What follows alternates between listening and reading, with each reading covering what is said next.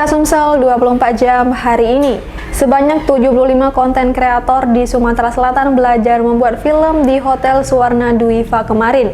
Workshop pembuatan film ini difasilitasi Dinas Kebudayaan dan Pariwisata Sumatera Selatan. Puluhan konten kreator mengikuti workshop perfilman yang diselenggarakan Dinas Kebudayaan dan Pariwisata Sumatera Selatan. Workshop ini bertujuan untuk mengedukasi para konten kreator sehingga nantinya muncul industri kreatif di bidang perfilman. Kepala Bidang Kebudayaan Disbudpar Sumsel, Cahyo Sulistianingsih menjelaskan, pembuatan film saat ini lebih praktis dan mudah. Hal ini dikarenakan dampak positif dari perkembangan teknologi. Selain itu, pihaknya juga mengidentifikasi generasi muda melalui komunitas film dan mahasiswa untuk mempelajari produksi film melalui jejaring komunitas. Dengan begitu, diharapkan bisa memacu pertumbuhan industri kreatif di Sumatera Selatan. Tujuannya memang membangkitkan semangat para milenial ya untuk menggeluti dunia film. Kalau dulu mungkin film agak lebih ribet ya, karena bisa dengan proses yang panjang, biaya yang banyak. Sekarang kan sudah mulai muncul film-film pendek gitu ya, yang bisa diupload di YouTube atau dipublikasi dimanapun, yang sebenarnya itu juga nanti imbasnya kan ke peningkatan ekonomi.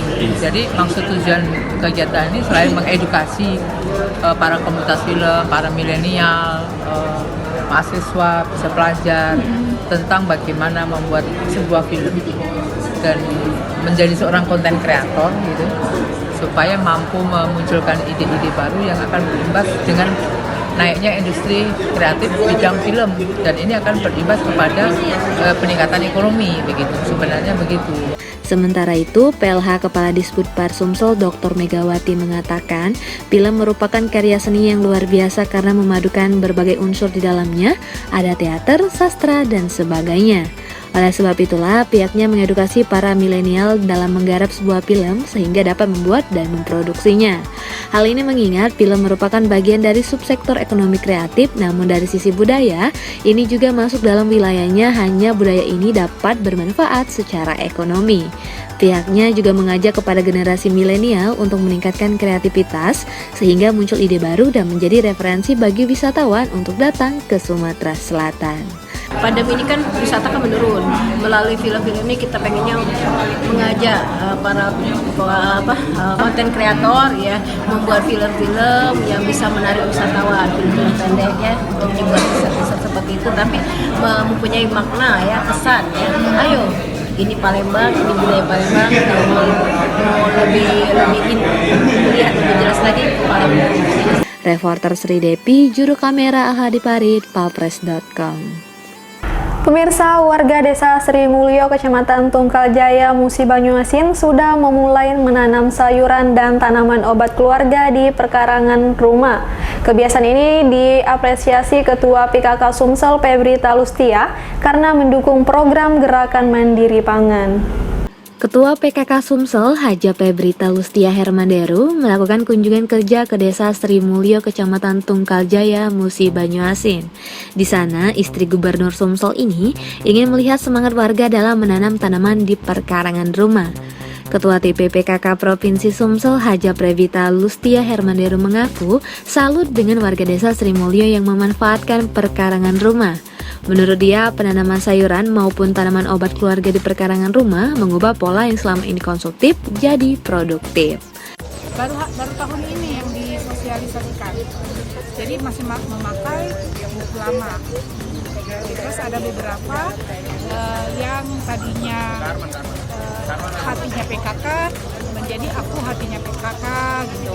Biasanya par menjadi paredi kayak gitu. Jadi ada beberapa istilah yang dari pusat itu ketemunya kita pada waktu 2020, disempurnakan di 2021, disosialisasikan di 2022. Hasilnya baik, loganya baik, P2K-nya bagus gitu. Mudah-mudahan di mana nih? Si Mulia ini bisa menjadi pemenang. Amin. Reporter dan juru kamera Firdaus, palpres.com. Berita terakhir Sumsel 24 jam hari ini. Dua lokal kelas SMA Negeri 11 Kabupaten Banyuasin di Desa Sungsang 1, Kecamatan Banyuasin 2 rusak parah. Para guru dan wali murid mengharapkan perhatian pemerintah Kabupaten Banyuasin untuk memperbaikinya. Bangunan kelas di SMA Negeri 11 Kabupaten Banyuasin rusak parah. Atap dan plafon ambruk, seluruh jendela rusak, begitupun pintu hingga lantai kelas yang masih berupa tanah. Para guru dan wali murid mengharapkan perhatian pemerintah kabupaten sebab bangunan kelas tersebut sudah termakan usia dan kini tidak bisa digunakan lagi. Rusmanto, warga setempat, mengatakan bangunan SMA Negeri 11 Sungsang belum pernah direhab dan saat ini kondisi bangunannya sudah tidak layak pakai. Pemerhati Pendidikan Banyuasin yang juga Ketua Relawan Jaya Bersatu RJB Banyuasin, Iswandi, mengatakan SMA Negeri 11 Sungsang 1 semestinya menjadi prioritas pembangunan Dinas Pendidikan Provinsi Sumatera Selatan. Kendati tahun ini sudah mendapatkan bantuan ruang kelas, namun aset negara itu sangat disayangkan tersia-siakan. Reporter dan juru kamera Budi Alamsyah, palpres.com. Demikianlah berita Sumsel 24 jam hari ini. Jangan lupa untuk mendukung program kami lainnya di YouTube channel Palpres Official seperti podcast Cukup Pedes, Budak Lorong, Baseng Ternyata Bukan Mistis, Sidak, dan Ruang Cerita bersama Kakak Juli. Saya Sri Devi. Sampai jumpa.